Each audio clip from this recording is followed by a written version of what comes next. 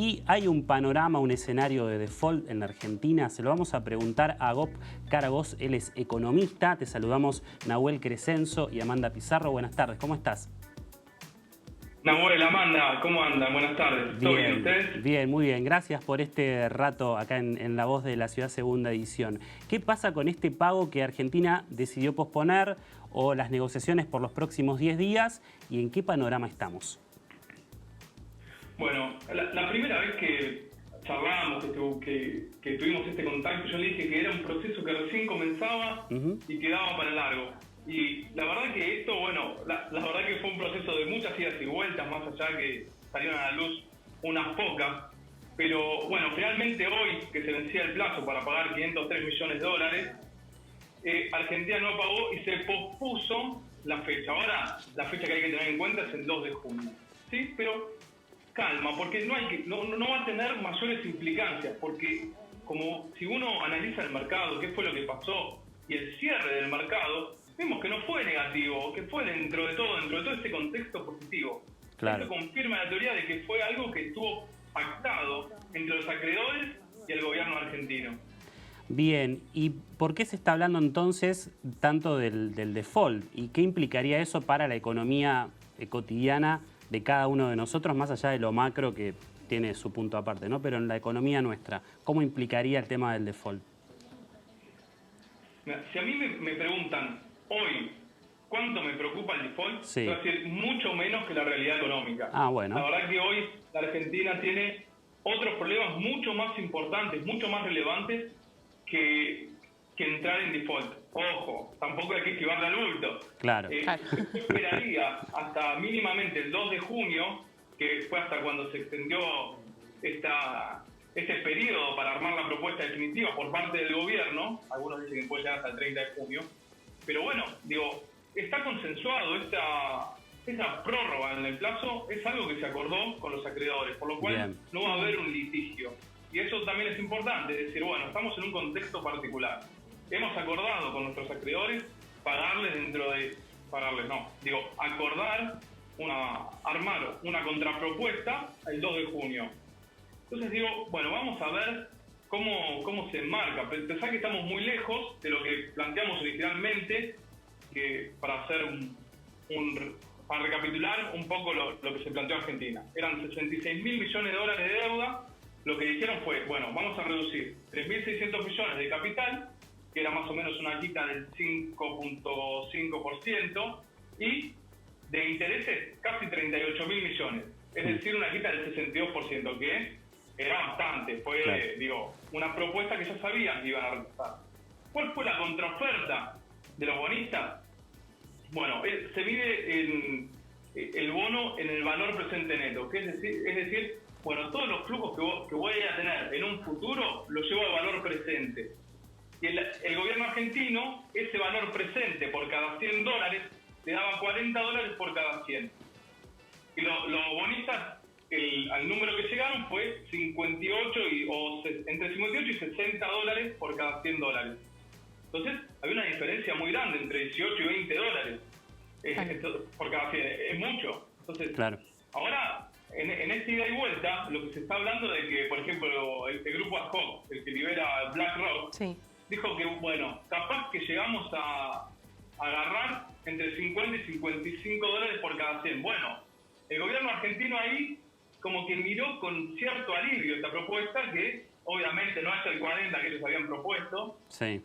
La verdad que era un número soñado y medio lejos de la realidad. Pero yo creo que entre 48 y 52 está dentro del número en el cual las dos partes pueden llegar a un acuerdo. Eso es muy positivo. Agop, buenas tardes. Amanda te saluda, gracias por este contacto. Se está hablando mucho de los bonistas, los tenedores de deuda. Ahora, para los que no están muy familiarizados, ¿nos podés explicar un poquito más quiénes son? Mirá, la verdad, son todos acreedores que se juntan y el objetivo que tiene el Estado es colocar estos bonos para tener financiamiento. Claro. Entonces, distintos grupos, que como el que mencioné antes, le prestan plata a la Argentina, ¿a cambio de qué? De interés, ¿sí? Y cuanto vos más riesgoso sos, pensar que Argentina es uno de los países más riesgosos del mundo como para hacer negocios, más caro es la tasa de interés, ese préstamo. Por lo cual, ¿cuál es uno de los problemas? Como preguntaron al principio de entrar en default, que bueno, una vez vamos a tener que salir de la cuarentena, una vez la economía va a tener que volver a la normalidad, la economía va a tener que ponerse en marcha, y para eso ¿qué necesitas? Financiamiento. Entonces, cuando vos tenés una sobreemisión monetaria que ya está colapsada, de hecho, fue en marzo una emisión con récord histórico, que aumentó un 30% la base monetaria, ya el financiamiento interno está un poquito que no se puede usar más. Entonces, ¿a dónde tienes que recurrir? ¿Al financiamiento privado o al financiamiento externo? Entonces, digo, en el futuro esto va a ser muy importante. Por eso yo soy muy partidario de que lleguemos a una negociación madura, lleguemos a un acuerdo entre las partes, porque la Argentina tiene que reconstruirse para el día de mañana. Claro. A Gopi, se habla de que tampoco le conviene a los bonistas y al Fondo Monetario Internacional que la Argentina caiga en cesación de pagos, ¿no? ¿Y cómo ves en este contexto donde otras economías también se están endeudando? ¿Ayuda esto a la Argentina? Yo creo que es muy particular. La Argentina es un caso aparte. Pensar que la Argentina es el único país con el récord de entrar en default 2 veces en menos de 10 años. Sí. Entonces, tenemos que cambiar ese paradigma. Digo, no podemos pasar de estar en un péndulo de me endeudo hasta el cuello, no te pago, después renegocio, me vuelvo a endeudar, te pago una parte y después no te pago más, basta. Tiene que haber un consenso de política de todos los actores políticos, de decir, bueno, esta va a ser la política del mediano largo plazo que vamos a ir y vamos a buscar esto. Nos podemos endeudar hasta una tasa del X%. El endeudamiento tiene que ser hasta X% del PBI no más, salvo determinada aprobación o determinado nivel de urgencia. Pensar que la Argentina es un país súper impredecible. Entonces, ¿qué hace esto? Ser impredecible, ser riesgoso, te aumenta la tasa de interés. O sea, es más caro. Todos los proyectos que largue el gobierno nacional o la Argentina tienen que ser mucho más rentables. ¿Para qué? Para crecer más y pagar la tasa de interés más elevada. Porque si vos te endeudás con una tasa de interés alta y no tenés un recupero, un crecimiento en la inversión, se te va a dificultar ¿qué? Pagar esa tasa de interés. Claro. Entonces creo que debemos ser conscientes, como hay un equipo de infectólogos que está trabajando, tiene que haber un equipo económico, de interpartidario, interdisciplinario también, con otras áreas, y consensuar un acuerdo de política de mediano a largo plazo económica. ¿Crees que no se está viendo ese equipo económico de manera activa con el tema de la deuda y la economía argentina en este momento, que se está focalizando más a la pandemia y a la salud, que es súper importante, pero tendría que haber un foco más fuerte en el punto económico? Sí, yo creo que sin ningún lugar a duda. Yo no creo en la disrupción entre economía y salud. Es la verdad. Bien. No estoy diciendo que es más importante la salud que la economía, pero vos estando en un país con un 45-50% de informalidad y un 45% de pobreza, claro. Y donde estamos diciendo que 6 de cada 10 niños pueden ser pobres, bueno, estamos hablando de que la realidad apremia mucho. Entonces, está bien, es o coronavirus o no comer. Entonces, la decisión, más allá de las políticas públicas que lleva adelante el gobierno, es muy difícil para el individuo en sí. Entonces digo, ataquemos la economía con el mismo nivel de entusiasmo y tenacidad con que atacamos la problemática de salud. Y Agop, también el FMI se dice que, se muestra, mejor dicho, optimista en cuanto a que se llegue a un acuerdo. ¿Qué opinas de esto? Mira, yo estoy, como dije anteriormente, creo que es positivo que la Argentina mantenga un camino y se pueda sentar a negociar, que pueda pensar en el mediano y largo plazo, pensar estos bonos ya hasta el 2047. Digo, son muchos años por delante que tenemos para negociar, y el FMI, que mire con buenos ojos, también habla de que hay un diálogo entre el acreedor y el gobierno argentino. Entonces digo, es positivo porque ese organismo también, además que nosotros le debemos mucha plata, puede ser una figura elemental, con todas las, si se quiere, los pormenores que tiene ese organismo, pero es importante que todas las personas que nos puedan prestar plata, personas, me refiero a organismos, que nos puedan prestar plata para reconstruir el país, para salir adelante, y hacer crecer a nuestra economía, es importante generar un consenso y que nos apoyen. Claro. Que sepan que somos un país serio, que queremos hacer las cosas bien y que queremos crecer como país. Entonces, de nuevo, la importancia de armar un equipo económico que permita plantear una política de mediano a largo plazo. Claro. No podemos ser más un país pendular. Alberto Fernández dijo que el país ya está en default desde antes del mes de diciembre del año pasado.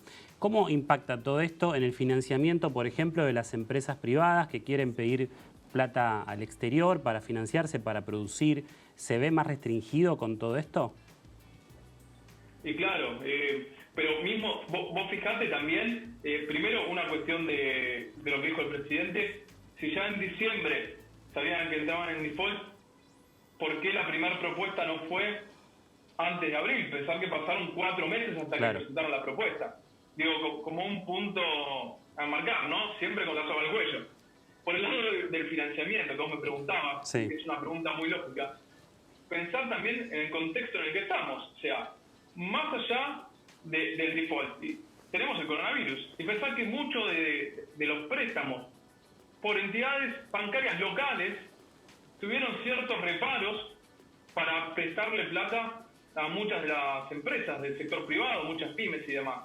Imagínate un organismo externo a este país con todas las garantías, escasas garantías que da el gobierno nacional y estar en un país con default. ¿Y qué pasa con el tema del dólar? Porque está subiendo, Agot. Esto trae siempre problemas para la inflación, para la preocupación de cada uno de los argentinos también. Efectivamente. Yo siempre digo lo mismo. Cuando vos tenés 5 o 6 tipos de cambio, ya te da la pauta de que algo bien no anda. No vamos a especificar qué, pero ya sabés que algo no está bien, por lo cual vas a tener que enfrentar ese problema. Hoy, si se quiere, la gente capaz que no está prestando tanta atención, pero es un problema que está. El blue se disparó, ahora está bajando. Con todo este marco, capaz que ayuda el hecho de que se perciba determinado consenso entre acreedores y el gobierno nacional. Pero hay muchas presiones. Pensar que, por ejemplo, el sector que exporta el agropecuario dice, bueno, yo voy a esperar porque la presión sobre el tipo de cambio es muy fuerte, en algún momento van a devaluar. Yo voy a esperar a devaluar ¿para qué? Para ganar más plata. El sector importador que dice, no, mirá, yo sé que el dólar está barato así, yo quiero importar ahora. Entonces, ahí tenés una presión muy fuerte. Después, cuando vos tenés cada vez más restricciones para acceder a un dólar, si se quiere, oficial, como puede ser el contado con líquido, el dólar bolsa, el dólar turista que vos tenés el límite hasta 200, un montón de las personas que accedían a ese no se van a quedar de brazos cruzados. Creo que ¿a dónde van a ir? No pueden obtenerlo por una vía legal. Van a ir al Blue. Y esto es como todo. Se regula el Blue en muchos casos también por oferta-demanda. Si hay muchos pesos en la economía, como dijimos antes, hubo una emisión monetaria récord, que, bueno, fue para paliar un montón de cosas de la crisis y demás, pero no deja de haber sobreabundancia de pesos en la economía. Y ante unos dólares que se mantienen constantes, vos tenés muchos pesos y la misma cantidad de dólares, la proporción, estoy simplificando mucho el análisis, pero como para que la gente lo entienda. Vos cuando tenés mucho de un bien, ese bien que se hace más barato que el bien que vos tenés escaso. Bien. Entonces la proporción de peso por dólar va a aumentar. Vos necesitas más pesos para comprar un dólar. No sé si... Y eso nos cuesta bastante, ¿no? Así que bueno, me quedo con el graph que pusimos, que hay que tener calma, ¿no? En este momento y a esperar los próximos 10 días también cómo va la negociación del Fondo Monetario, no, de los acreedores, de los bonistas, con el ministro de Economía Guzmán y con el gobierno argentino. Así que te vamos a hacer caso, vamos a esperar y a tener calma. Bob, muchas gracias, ¿eh? Hay que esperar mínimo hasta el 2 de junio. Ahí va. Y te vamos a volver a llamar entonces. Muchas gracias. Cuando gustes. Muchas gracias. Era Gob Karagoz, economista, hablando un poquito de esta deuda que no se pagó el día de hoy, 503 millones de dólares que tenía que pagar el gobierno argentino a los fondos acreedores que estaban esperando este pago y abrieron una nueva franja, 10 días próximos, a ver qué pasa justamente con el pago de la Argentina.